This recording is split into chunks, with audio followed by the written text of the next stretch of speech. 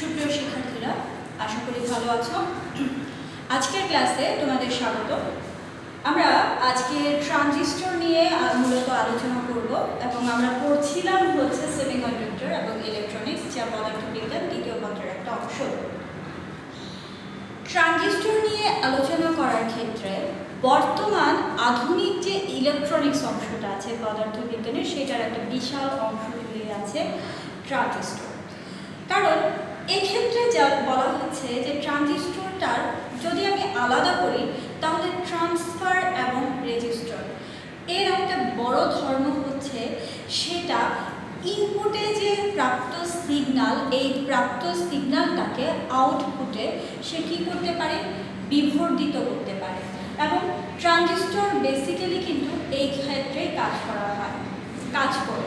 তা একটা ট্রানজিস্টর কিভাবে তৈরি করা হয়? ট্রানজিস্টরটাকে হচ্ছে আমরা নিয়ন্ত্রিত উপায়ে যে এই যে পিএন জাংশন ডায়োডগুলো পাচ্ছি, এই জাংশন ডায়োডগুলোকে দুইটা পিএন জাংশন ডায়োডকে একটা নিয়ন্ত্রিত উপায়ে উচ্চ তাপে কিন্তু ট্রানজিস্টর বানানো হয়ে থাকে।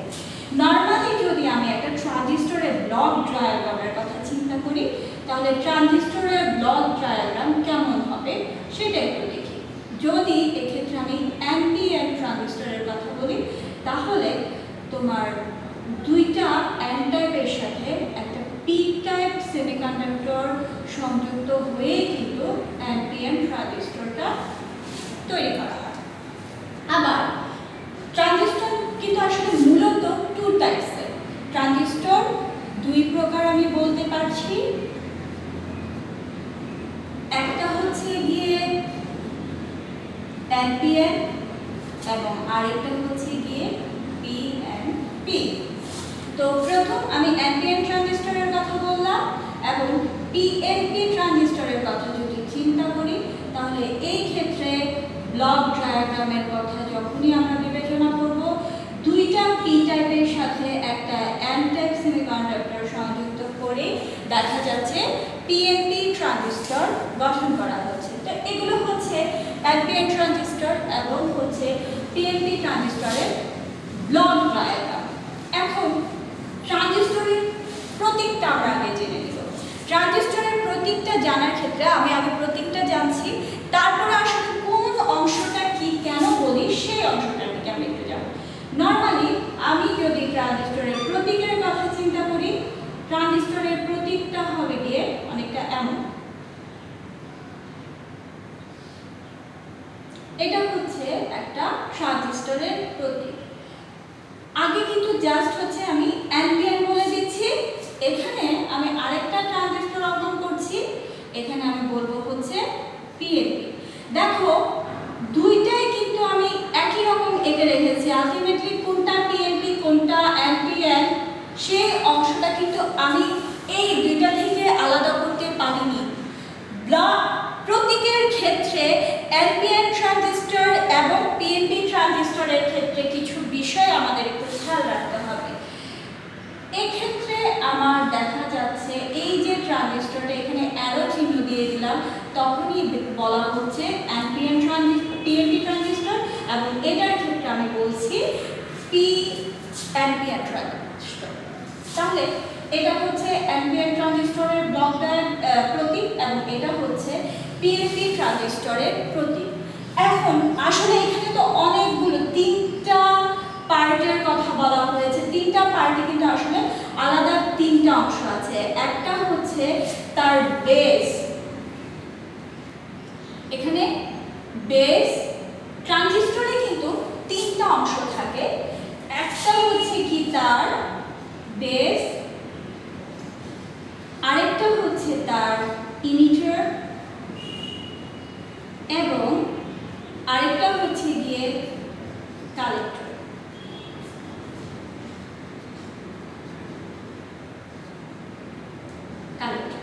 তো এখানে এই ট্রানজিস্টরটাতে এনপিএন ট্রানজিস্টরের কথা যখনই আমি বিবেচনা করছি, কোনটা বেস কোনটা ইমিটার কোনটা কালেক্টর সেটা কিন্তু এখন আইডেন্টিফাই করা হয়নি।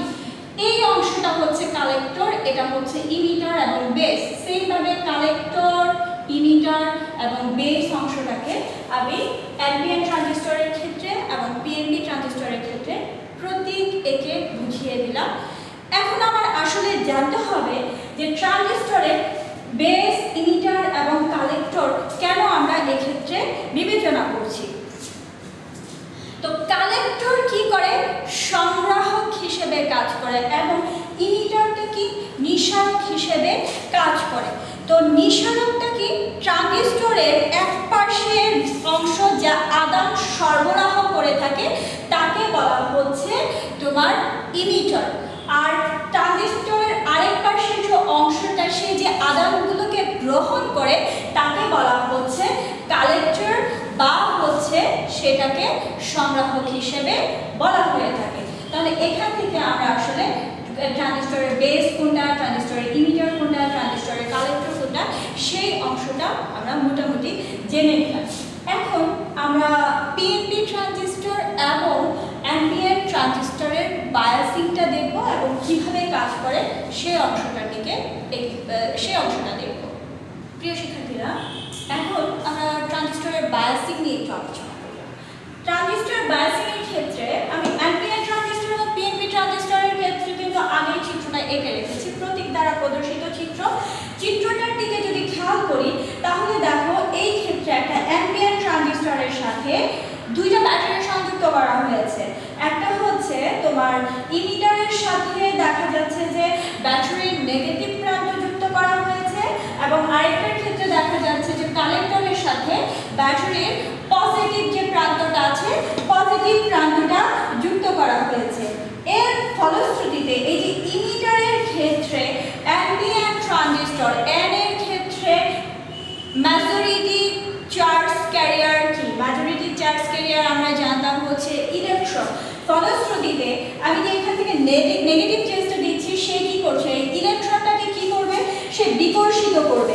ফলে তোমার এক্ষেত্রে বিকর্ষিত করার ফলে কি হচ্ছে? ইলেকট্রনটা তোমার বেসে অর্থাৎ বি অঞ্চলের মধ্য দিয়ে প্রবাহিত হবে। কিন্তু এই ক্ষেত্রে যেহেতু বেসের অংশটা কি থাকে? ছোট থাকে, সেটা অন্যান্য অংশ থেকে ছোট থাকে, এই ইলেকট্রনটা যখন এর মধ্য দিয়ে প্রবাহিত হচ্ছে তখন অল্প সংখ্যক তোমার ইলেকট্রন সেই অল্প হালকাভাবে যেহেতু ডোপিত থাকে তাহলে এই ক্ষেত্রে আমার হোলের সংখ্যাটাও কম থাকবে। হোলের সংখ্যা যখন কম থাকবে অল্প ইলেকট্রন কিন্তু অল্প হোলের সাথে গিয়ে সে আকর্ষিত হবে। এটা টোটাল প্রক্রিয়াটার 5% মতো হতে পারে।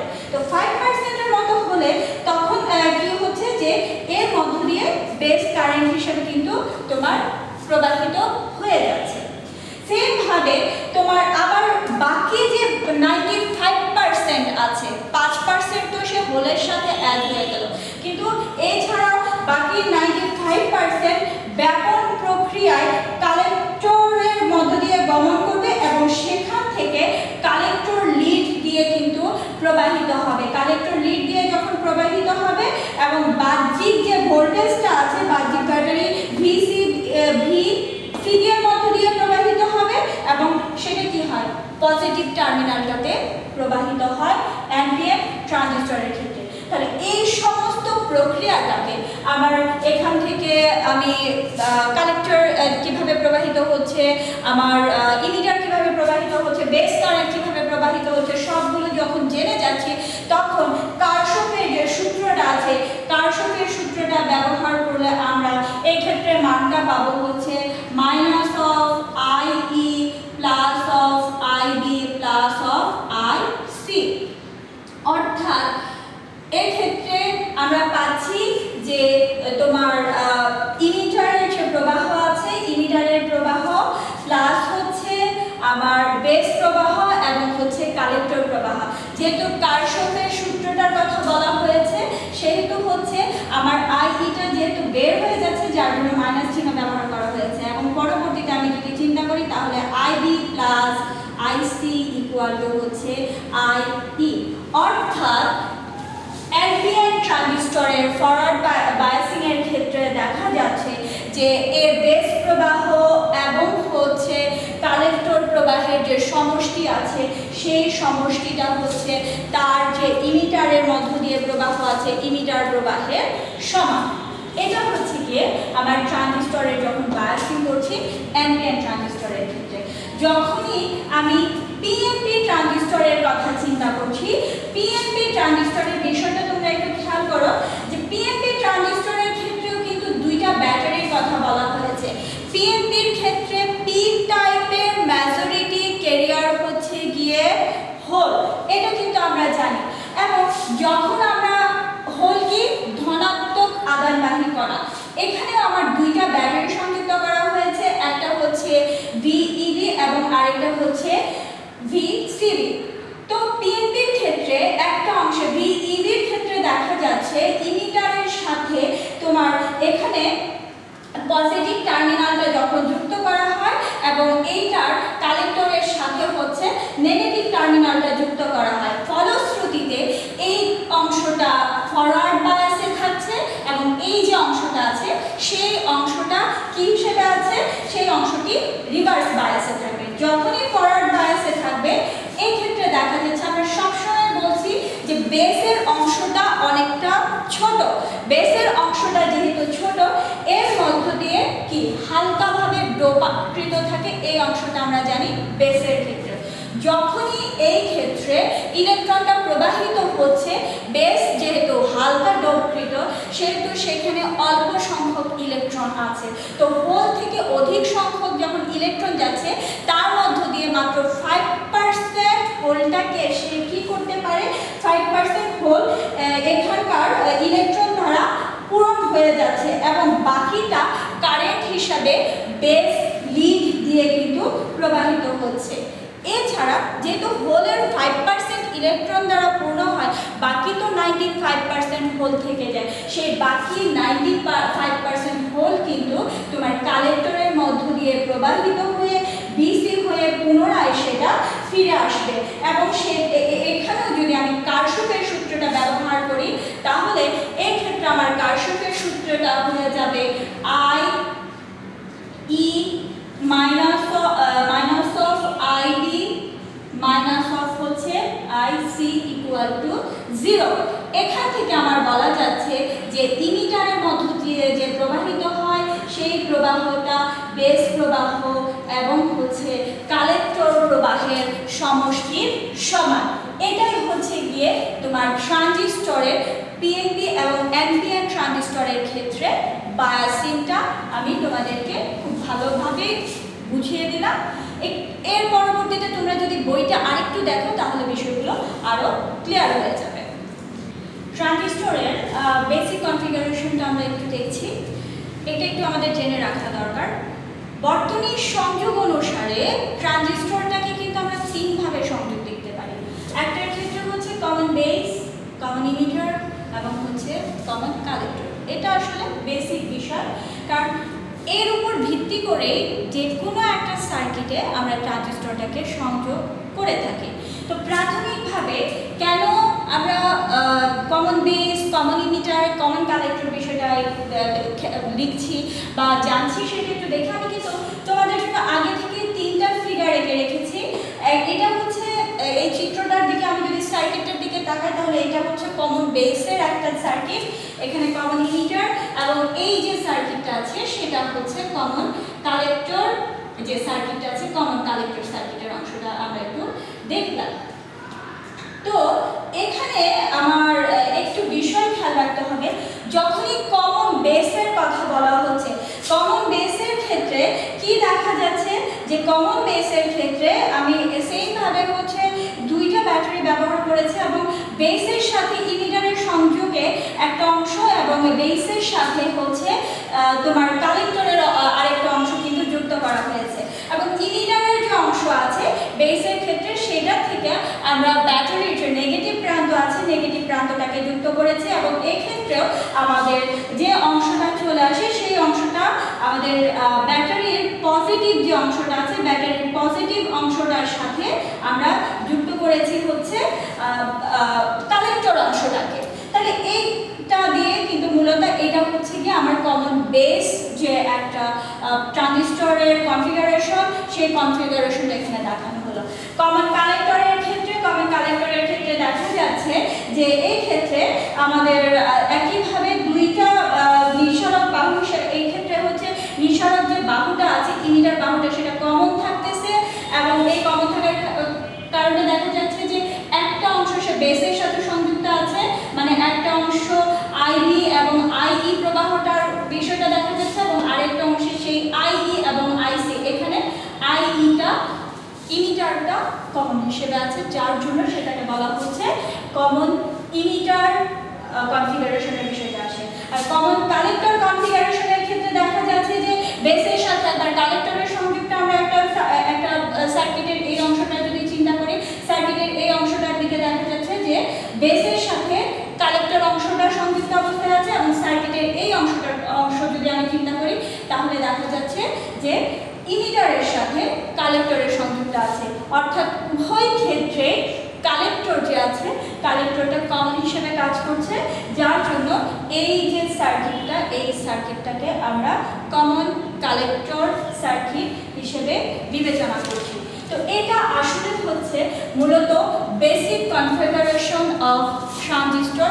সেই বিষয়টা আমরা একটু দেখলাম যে তিনভাবে ট্রানজিস্টরটাকে একটা সার্কিটে যুক্ত করা হয়, কমন বেসটাকে কমন করে, কালেক্টরটাকে কমন করে, এবং হচ্ছে ইমিটারটাকে কমন করে। এখন ট্রানজিস্টরের সর্বশেষ একটা বিষয় নিয়ে আমরা একটু আলোচনা করব, সেটা হচ্ছে ট্রানজিস্টর যে অ্যাম্পলিফায়ার হিসেবে কাজ করে। প্রথমেই যখন আমরা পড়েছিলাম তখনই কিন্তু আমরা একটা বিষয় বলেছিলাম যে হ্যাঁ, ট্রানজিস্টর অ্যাম্পলিফায়ার হিসেবে কাজ করে। অ্যাম্পলিফায়ার মানে তাকে ইনপুটে যে প্রাপ্ত সিগন্যাল আছে সেই প্রাপ্ত সিগন্যালটাকে সে বিবর্ধিত করে, তাহলে ট্রানজিস্টর অ্যাম্পলিফায়ার হিসেবে কাজ করে, সেটা একটু আমরা দেখি। শিক্ষার্থীরা, ট্রানজিস্টরের কিন্তু একটা ধর্ম হচ্ছে সে অ্যাম্পলিফায়ার হিসেবে কাজ করে। একটা ট্রানজিস্টর দুইভাবে অ্যাম্পলিফায়ার হিসেবে কাজ করতে পারে। তার একটা রূপ হচ্ছে তার যে বেস কারেন্ট আছে, বেস কারেন্টের সাহায্যে সে কি করে, কালেক্টর কারেন্টটাকে বিবর্ধিত করে সে অ্যাম্পলিফায়ার হিসেবে কাজ করে। এবং আরেকটা বিষয় হচ্ছে আমরা আউটপুটে যে রেজিস্ট্যান্সটা ব্যবহার করি, আউটপুট রেজিস্ট্যান্সটা ইনপুটের থেকে বেশি ব্যবহার করেও ট্রানজিস্টরটাকে অ্যাম্পলিফায়ার হিসেবে কাজ করানো যায়। এখানে আমি একটা সার্কিট ডায়াগ্রাম এঁকেছি, যেটা হচ্ছে এনপিএন অ্যাম্পলিফায়ার বর্তনী, এবং এর আগের অংশটায় আমরা কমন ইমিটার, কমন বেস এবং কমন কালেক্টর নিয়ে কিন্তু পড়েছিলাম। আমি যদি এই অংশটার দিকে তাকাই তাহলে এই ফিগারটাকে আমি বলতে পারছি এটা হচ্ছে কমন ইমিটার সার্কিট, এবং কমন ইমিটার সার্কিটের আলোকে আমরা ট্রানজিস্টর যে অ্যাম্পলিফায়ার হিসেবে কাজ করে সেই অংশটার দিকে এগিয়ে যাব। এখানে যদি চিত্রটার দিকে তাকাই, চিত্রটাতে কি বলা হয়েছে, এখানে একটা বর্তনী সংযোগ দেওয়া হয়েছে। এখানে একটা বিষয় তোমাদের কনফিউশন আসতে পারে, আমরা তো এখানে ইনপুটে এসি দিয়ে দিচ্ছি, তাহলে এখানে আমরা কেন ডিসি ব্যবহার করলাম, এই অংশটা নিয়ে একটু কনফিউশন থাকতে পারে। এই ক্ষেত্রে ডিসিটা ব্যবহার করা হচ্ছে আরেকটা কারণে, সে বিষয়টা হচ্ছে যে ডিসিটা কিন্তু এখানে বায়াস ভোল্টেজ হিসেবে কাজ করবে। বায়াস ভোল্টেজ হিসেবে কেন কাজ করবে, যখনই হচ্ছে তোমার ইনপুটের প্রথম অর্ধচক্রে আমরা ফরওয়ার্ড বায়াস দিচ্ছি, এখানে আমার ডিসিটাকে বিপরীত সিগন্যালে কি হয়, ঋণাত্মক যে অংশটা আছে ইনপুটটা আমার এই ধরনের থাকে।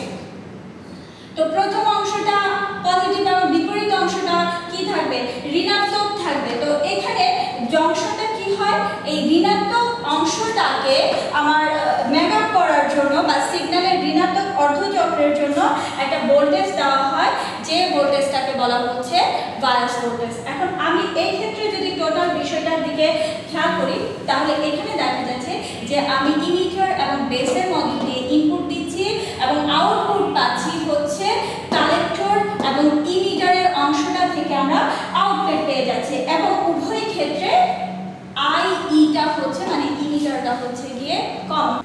শিক্ষার্থীরা, এখন এনপিএন ট্রানজিস্টরের ক্ষেত্রে আমরা ট্রানজিস্টরটা অ্যাম্পলিফায়ার হিসেবে কাজ করি, সেটা একটু কার্যপ্রণালীটা দেখছি। ইনপুটে আমি ধনাত্মক যে সিগন্যাল দিচ্ছি তার ধনাত্মক অর্ধচক্রের জন্য কি হচ্ছে, ইমিটার বেস জংশনটা প্রাথমিকভাবে ফরওয়ার্ড বায়াস প্রাপ্ত হচ্ছে। যখনই সে ফরওয়ার্ড বায়াস প্রাপ্ত হয় ফরওয়ার্ড বায়াস প্রাপ্ত হওয়ার ক্ষেত্রে বেসের মধ্য দিয়ে অধিক পরিমাণ কারেন্ট প্রবাহিত হবে। যখন অধিক পরিমাণ কারেন্ট প্রবাহিত হবে তখন আমার যে লোড রোধ অঞ্চলটা আছে সেই অঞ্চলটাতে অধিক পরিমাণ হচ্ছে প্রবাহ বৃদ্ধি পাওয়ার ভোল্টেজটা কি হয়, ভার রোধ অংশটাতে ভোল্টেজটা অধিক পাওয়া যাচ্ছে এবং এভাবে আমরা কিন্তু অধিক বিবর্ধিত ভোল্টেজটা পেয়ে থাকি।